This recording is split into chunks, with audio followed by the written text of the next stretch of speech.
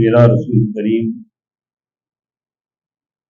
اما بعد اعوذ باللہ من الشیطان الرجیم بسم اللہ الرحمن الرحیم قال اللہ تعالی فی القرآن المجید یا ایھا الذین آمنوا اتقوا اللہ وکونوا مع الصادقین قال اللہ تعالی فی القرآن المجید شہر رمضان الذی انزل فیہ القرآن صدق اللہ مولانا العظیم۔ بارگاہ رسالت صلی اللہ علیہ وسلم میں خیر و برکت کے لیے درود شریف کا نذرانہ پیش کرنا ہے۔ اللہ صلی اللہ علیہ وسلم نام عباد محمد صلی اللہ علیہ وسلم۔ الحمدللہ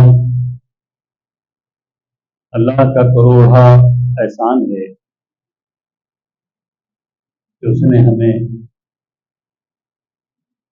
رمضان المبارک کے اس مہینے میں داخل فرمایا، عبادت کے لیے امت رسول کریم صلی اللہ علیہ وسلم کو پہلا عشرہ رحمت کا عشرہ عطا کیا، یعنی اللہ کی رحمتیں درجے نازل ہوتی ہیں مسلسل۔ ویسے تو پورا مہینہ ہی رحمت کا ہے مگر مخصوص عشرہ ہے۔ دوسرا عشرہ مبارکہ مغفرت کا، یعنی اللہ تعالیٰ اپنے بندوں کے گناہوں کو معاف کرتا ہے، بخش دیتا ہے۔ اور یہ جو آخری عشرہ ہے، یہ آخری عشرہ عشرہ نجات ہے کہ اللہ ہم سب کو نجات دے کر جہنم سے آزاد کر کے جنت کو پروانہ عطا فرماتا ہے۔ آج ہم دارالعلوم مدار رسول رضا نگر کوٹہ میں رمضان المبارک کا آخری جمعہ جمعۃ الوداع ادا کر رہے ہیں۔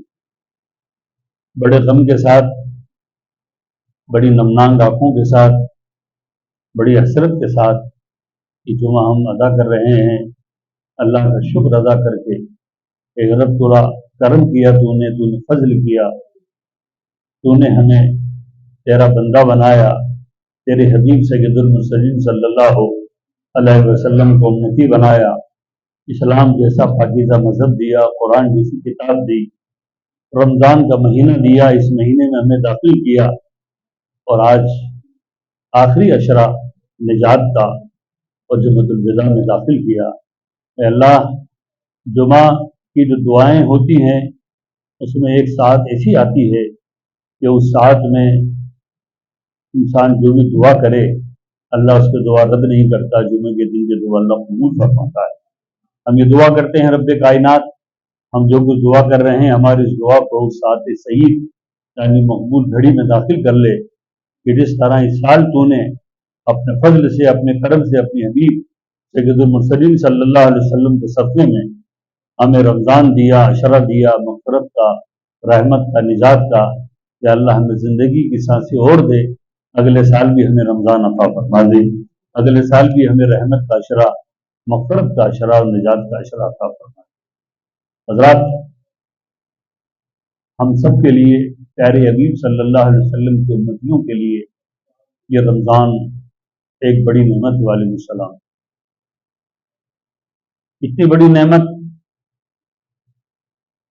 کہ اللہ نے دوسرے امتیوں پر بھی روزے فرض کیے جیسے تم پہ فرض کیے،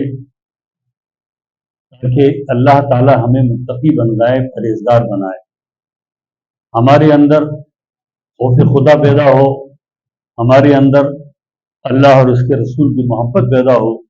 اس لیے اللہ تعالیٰ نے ہمیں رمضان شریف کا مبارک روزہ دیا، رمضان کا مبارک مہینہ دیا۔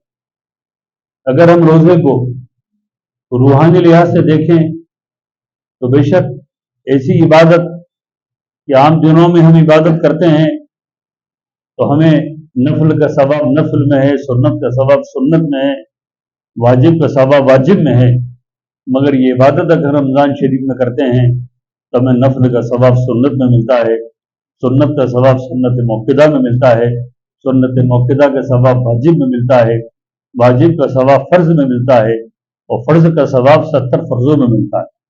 اور یہ شب قدر دو آنے والی ہے، یعنی 26ویں اور 29ویں، اس رات میں جو عبادت کی جائے تو 70 نہیں 700 گنا ثواب اللہ عطا فرماتا ہے۔ یہ فضل، یہ کرم امت رسول صلی اللہ علیہ وسلم کو اللہ نے اس لیے عطا کیا کہ قرآن فرما رہا انا انزلناہ فی لیلۃ القدر وما ادراک ما لیلۃ القدر لیلۃ القدر خیر من الف شہر۔ ہم نے اس رات میں قرآن نازل کیا، لوگوں کی شب قدر ہے کیا ہے؟ 1000 مہینے سے بہتر وہ رات ہے، 1000 مہینے سے بہتر وہ رات۔ بارگاہ رسالت صلی اللہ علیہ وسلم نے صحابہ نے بارگاہ رسالت میں صحابہ جلوہ گر ہیں، نبی نے فرمایا کہ پچھلی امت میں ایک شخص تھا جو دن میں جہاد کرتا تھا اور 1000 مہینے وہ عبادت کرتا تھا۔ تعجب ہوا اس سے بڑا عابد زاہد کون ہوگا جو دن میں جہاد کرے اور مسلسل 1000 مہینے عبادت کرے۔ رسول کریم نے آنکھیں بھی نمناک ہوئی، صحابہ بھی غمگین ہوئے سن کر، تو قرآن نازل ہو گیا۔ یہ تعجب کی بات نہیں ہے کہ وہ دن میں جہاد کرے، رات میں عبادت کرے، 1000 مہینے تک کرے۔ ارے محبوب، خوشخبری ہو آپ کو کہ ہم نے تمہیں ایسی رات عطا کی ہے کہ اس رات میں آپ کی امت اگر نفل نماز پڑھ لے گی، کوئی بھی عبادت کرے گی، تو اس کی عبادت 1000 مہینے کے برابر لکھی جائے گی۔ تو یہ حضور اکرم صلی اللہ علیہ وسلم کا صدقہ ہے کہ ہم ان کی امتی ہیں، اللہ تعالیٰ نے ہمیں ایسی مقدس رات عطا کی۔ تو اس راتوں میں ہمیں عبادت کرنی ہے۔ رمضان کی یہ نجات کی جو رات کا وقت باقی رہ گیا ہے، اس وقت کو ہمیں عبادت میں، ریاضت میں، اللہ کی بندگی میں گزارنا ہے۔ روزے کا مقصد ہے انسانوں کو گناہوں سے روکنا۔ روزہ صرف یہ نہیں ہے کہ سحری کر کے شام تک آپ بھوکے رہو۔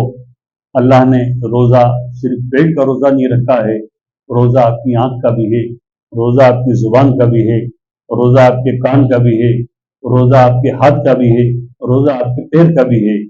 آنکھ کا روزہ یہ ہے کہ اس کو بری چیزوں سے بچائیے کہ خلاف شریعت چیز کو نہ دیکھیں۔ کان کا روزہ یہ ہے کہ خلاف شریعت فحش باتیں اپنے کانوں سے نہ سنیں۔ زبان کا روزہ یہ ہے کہ زبان سے ہم گندی باتیں اپنی زبان سے نہ کریں۔